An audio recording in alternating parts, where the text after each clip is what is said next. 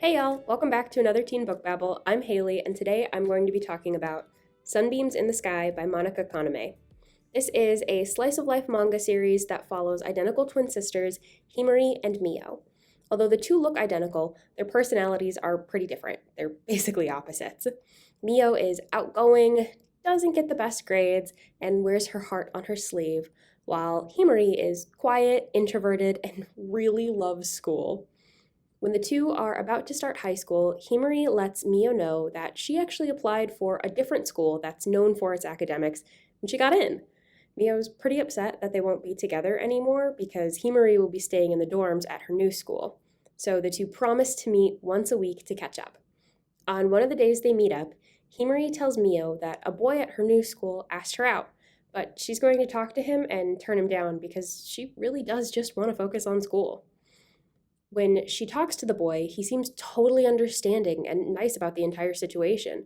But then, while Himari is walking home, she gets jumped by a group of guys who attack her on behalf of the guy that she just rejected. The next thing she knows, she's waking up in a hospital after being saved by somebody walking past. From then on, Himari stays home. After a few months, she misses being in school, but she's way too traumatized to go back, which is completely understandable. Mio sees her sister's dreams of going to school shatter and wants to help her. So she comes up with a plan.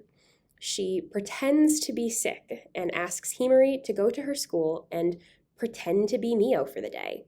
Mio insists that her friends are kind and that no one there will make her feel unsafe. Because Himari loves her sister, she agrees.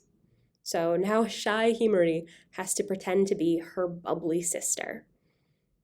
As one day turns into a few, Himari starts to learn more about Mio's friends. There's Mio's best friend at school who maybe knows more than she's letting on.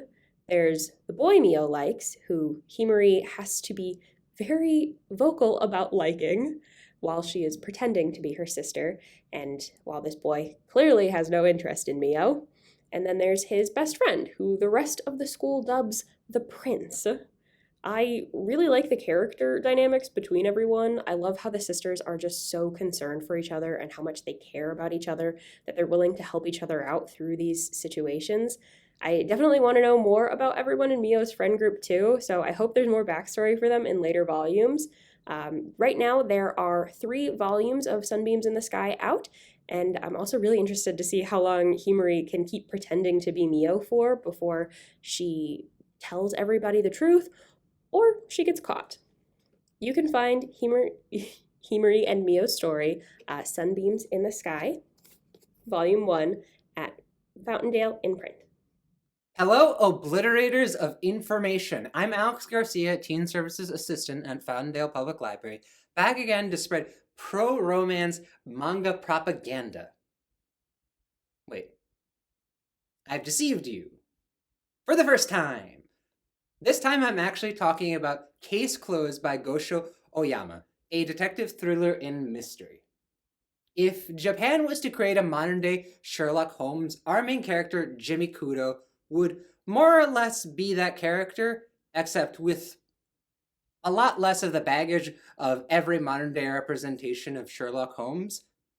Instead of any sort of adult baggage, he's a teenager. He has to deal with girls, dealing with crime. That's not a teenage problem, but he has to deal with it because he's a detective, and dealing with his childhood sweetheart and friend, Rachel Moore, whose father is a certified horrible detective who is very much overshadowed by he himself, and Rachel resents him just a little bit for that, but not that much, because she gets it. Following a run-in with 2 men in black, though, Jimmy is poisoned, reverting into a body of a 6-year-old and forced into hiding, only able to tell one person that he trusts, and that doesn't include his friend Rachel Moore, which is a point of contention that comes up. It doesn't come up at any point ever in the future. Nope. Not knowing his true identity, it's rough. But under the guise of being a completely different person. Koden Edogawa, depicted right here, he has to live with Rachel Moore and her father, a detective, if he has any hope of trying to get his body back from these men who poisoned him. So, what I liked about the book, this is a lot to go through. This you have, if you like this, you will have so much. This is among the longest running mangas in Japan's entire history. It is up there with One Piece with how long it is. So, liking all the mysteries, loving all the puzzles to solve in this, they're all very reasonable to want to figure out yourself, because you do that, you do that, and they're very much explained to you. And I loved trying to figure them out myself, because they get very convoluted, but still very manageable, that you can figure out yourself what happens or whose motivation outweighs other people's, because you are met with several characters that you end up like very much feeling for, and you get heartbroken when you figure out that some characters did this, and it all culminates to a very satisfying ending most of the time. And you're very much, even if some of those are what you'd consider filler chapters, which is fine. The best part is very much when you get character development, when Jimmy actually gets somewhat far ahead into finding out who the men in black are who made him take this drug and forced him back into being a 6-year-old. You start seeing the detective that he's living with becoming a better detective as time goes on, even though he more or less takes the mantle of pretending to be Richard Moore, who is the detective that's featured in this graphic novel. He starts pretending to be him, like knocking him out so he can pretend to voice him, and then he pretty much makes him a famous detective, which is pretty much the antithesis of like, I made you what you are. Goes a little bit to his head, but he gets better in it, and you get a lot of cool developments as it goes on.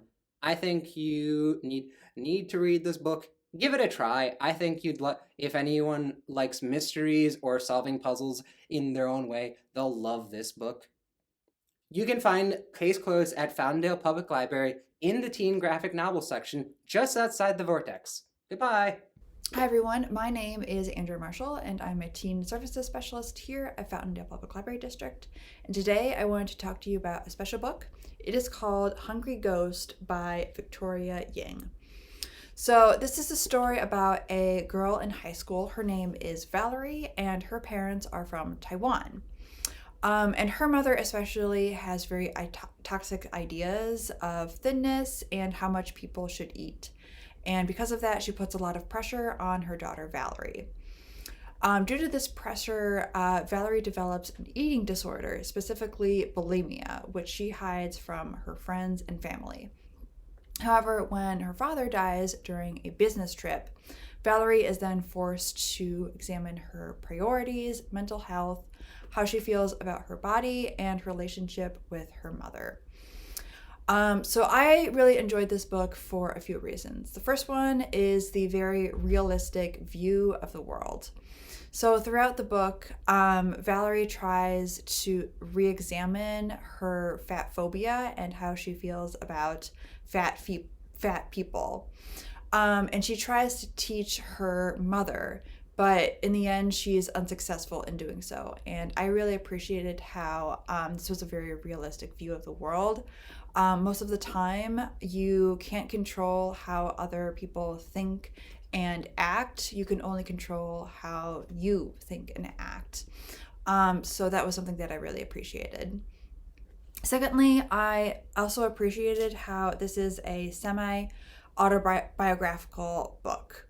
The author, Victoria Ying, also has a history of eating disorders, and And so I really appreciated how this was a very genuine depiction of eating disorders.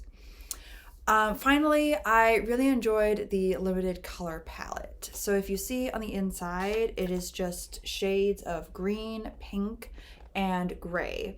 And this was a very strategic choice from the artist. So the idea is that eating disorders limit your view of the world to your body, calories, and food. And because of that, you don't see the wider picture of the world. So I appreciated the idea that you're trying to reflect the mindset of someone with an eating disorder. So that being said, this book could be rather triggering if you are someone with a history of eating disorders. So if that is the case, then I would recommend avoiding this. However, if you are interested in checking it out, you can find it in the teen section. Specifically, you can find it outside the Teen Vortex, along with our other graphic novels and manga. So that book again is Hungry Ghost by Victoria Ying. Thank you so much for watching. Bye-bye.